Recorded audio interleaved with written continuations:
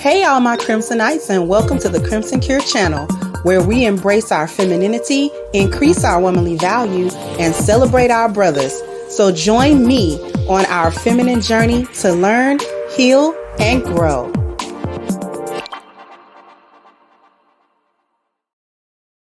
Hey there, my Crimsonites, and welcome to the Crimson Cure channel. I'm your hostess, femininity coach, and author of The Crimson Cure. And this is my perspective, and I'm welcoming you to a review of co-parenting with the Sperlings. And it has already begun season 2.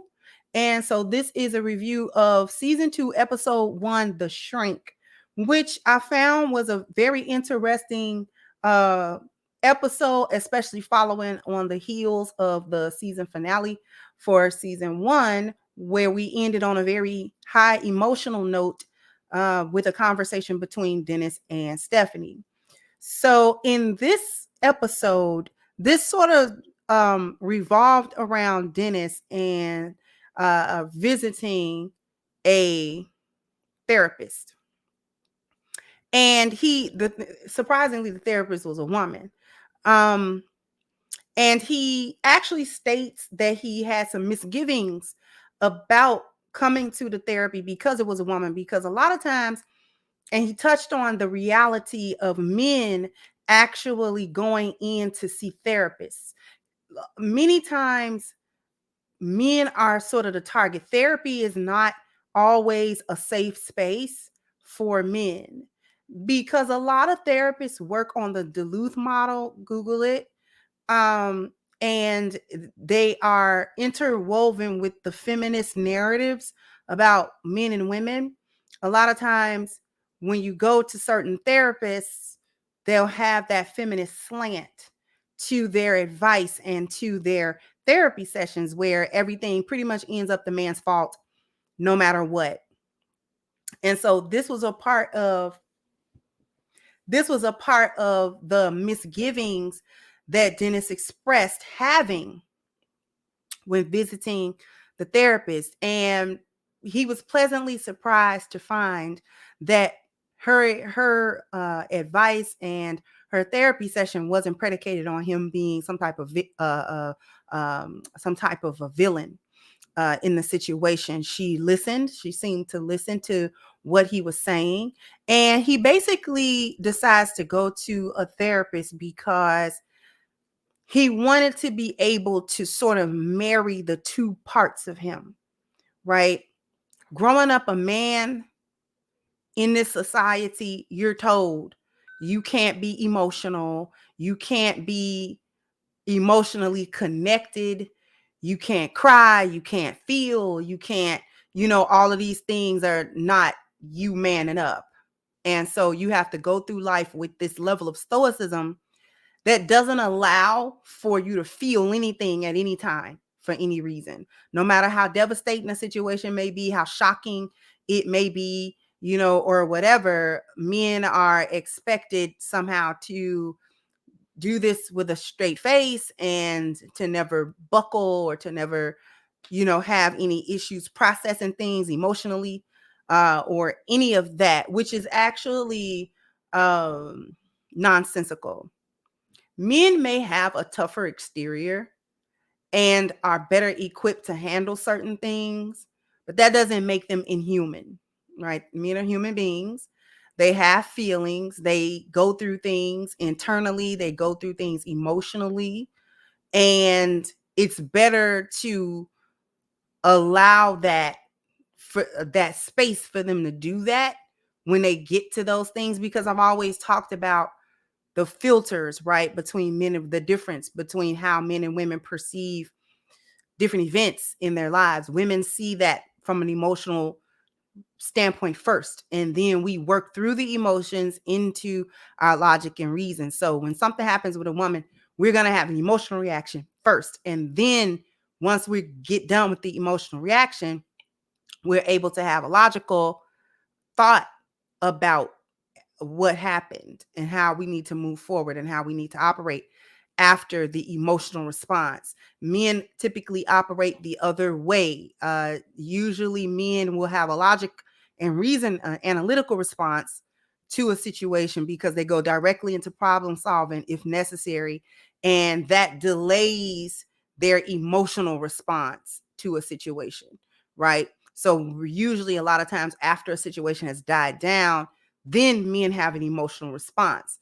And that's kind of where society runs into a problem, because it taught men that even when they get to that space, they can't do it. They can't work through the emotional part of it, because it conjures, when we say emotional, it conjures these images of some guy sitting somewhere boohooing, crying, and snotting tissue everywhere, which that's not necessarily even the reality of how men deal with things emotionally anyways. I mean, can something make them cry? Yeah, the death of a loved one or something, you know what I'm saying? I mean, they're gonna cry about that. They're gonna shed tears. You know what I'm saying? When my brother passed away, my father cried bitterly. Yeah, but his son just died. You know what I mean? So I mean, how could he not? How could he not have an emotional reaction? And who could blame him for having it? So, you know, he felt okay to do that around us because he knew we weren't going to shame him, we weren't going to ridicule him, we weren't going to make him feel no type of way about that. All that we were going to do was support. That's all we were going to do. And so my father felt fine having that strong emotional reaction in front of us. Right? He didn't go hide away to do it. It was all of us. So I say that to say men need to have that familial support to be able to go through an emotional thing and not be viewed as less than a man because he went through an emotional thing. And this is particularly so in relationships between men and women. Women will admit to not being able to see their man in a masculine way or with the same eyes if they see him break down, or if they see him, you know, be emotional or respond emotionally, even if it's not crying, because not all emotion is tearful.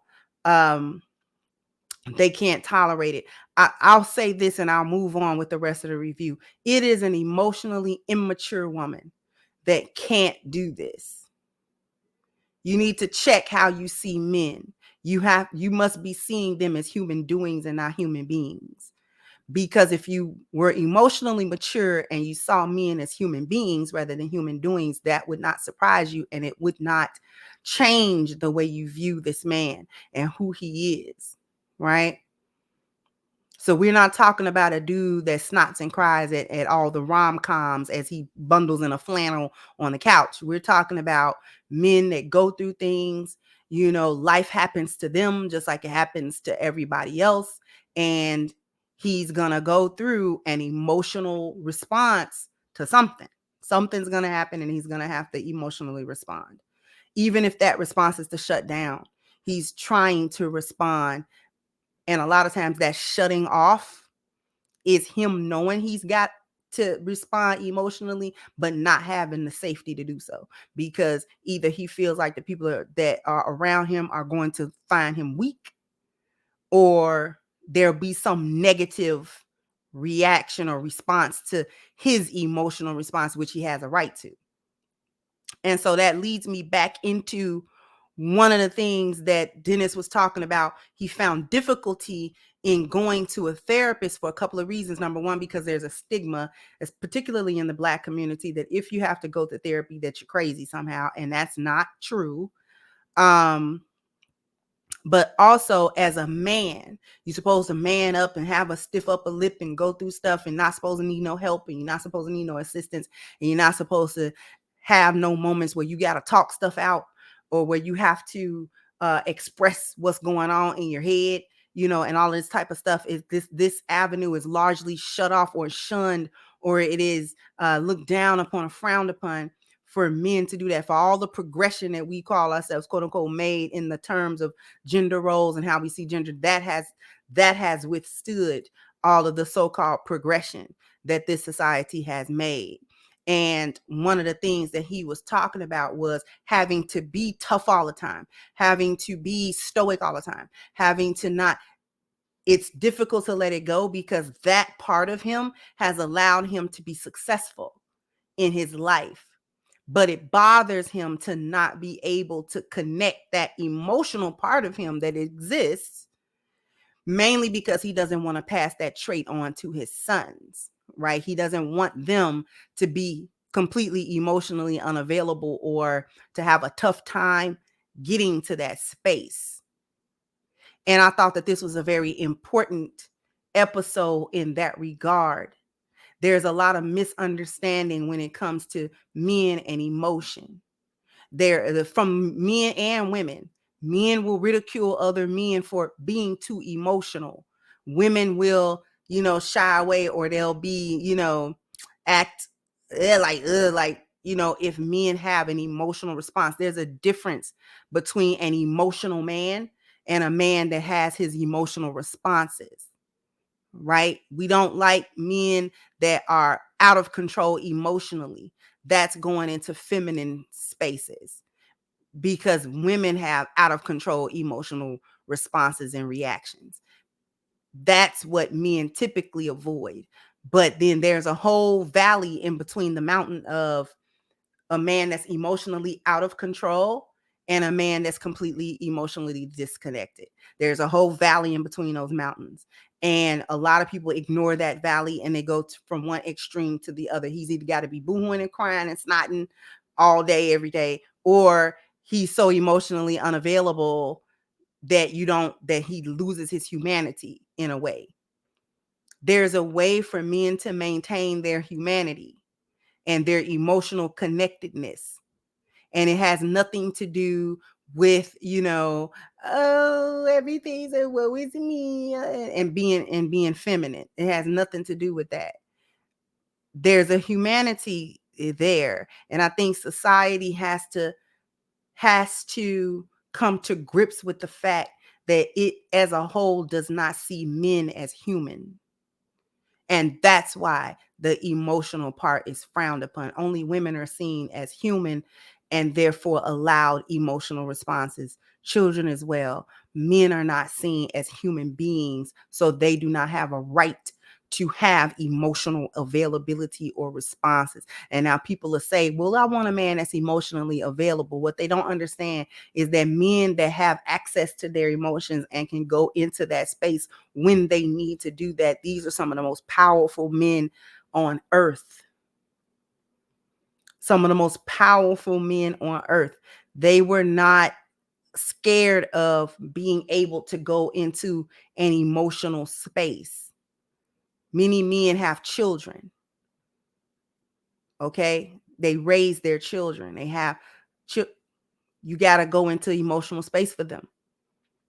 Men can nurture also.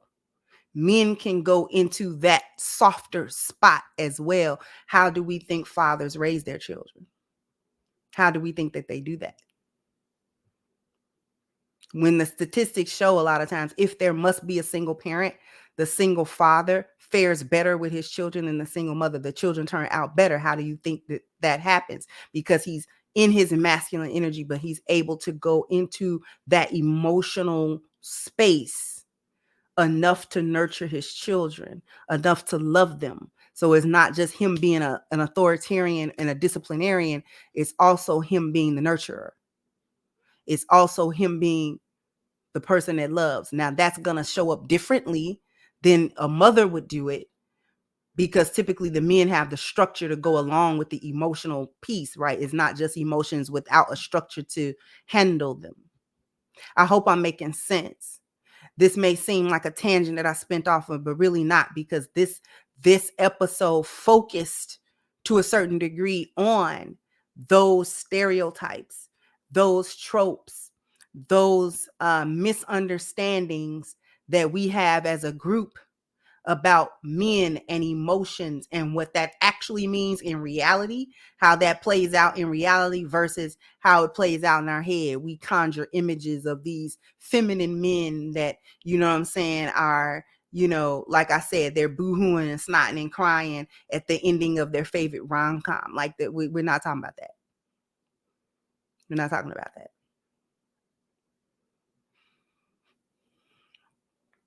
So the link to the episode, as always, is going to be in the description box. Go ahead and click the link, watch the episode, tune in every Thursday evening to Dennis Sperling's channel to catch the episodes as they air Thursday evenings.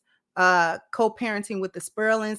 Don't forget to subscribe to Dennis Sperling's channel, and also don't forget to subscribe to this channel. So jump down in the comment section, let me know what you think.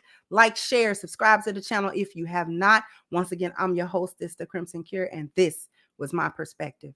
Bye bye, Crimsonites.